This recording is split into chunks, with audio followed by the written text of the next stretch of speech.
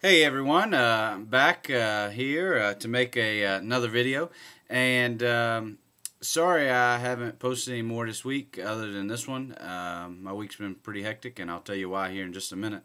But first, there was some disheartening news that has been coming in from friends, from family, and it's about this view right here.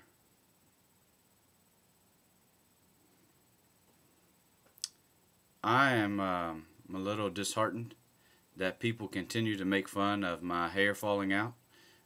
Yes, I am 29 years old and I'm going bald.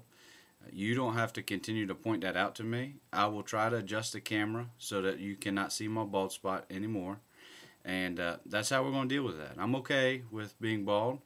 Um, I have prepared myself, so I would appreciate it if the rest of you didn't continually point it out to me. All right, to the real stuff. Um, I've had a busy week. My aunt passed away this past week, and so went to that funeral. In the meantime, a lady at our church, her dad passed away, so I went to that family night, and so I kind of been funeraling it. I don't know if that's a word.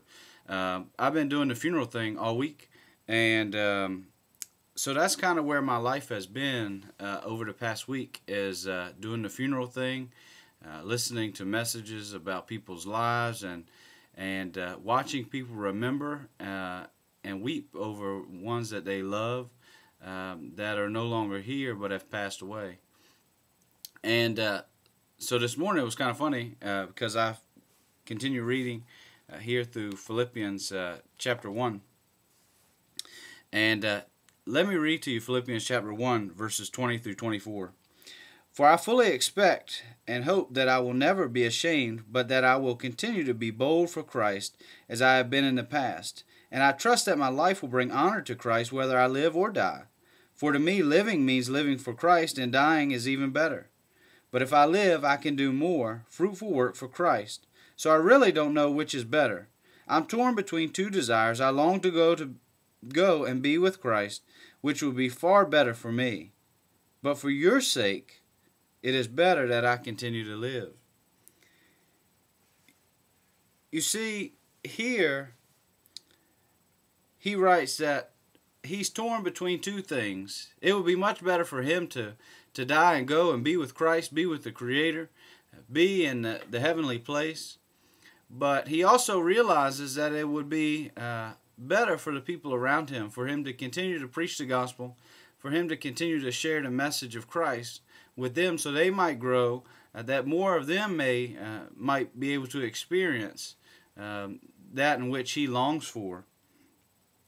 And I guess it basically kind of came down to this one point.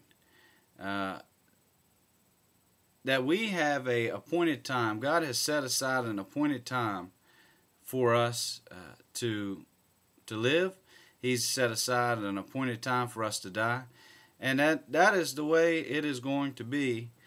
But the funny thing is that God doesn't tell us how long we have to live. He doesn't tell us the date or time that we will die. He just says, live your life each day as if it were your last. Because you never know what might happen.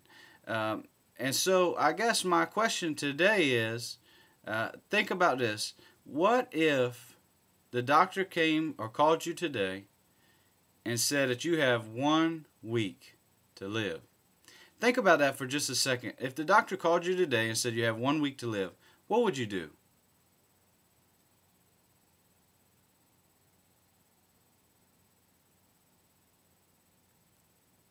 Now, why aren't you doing it?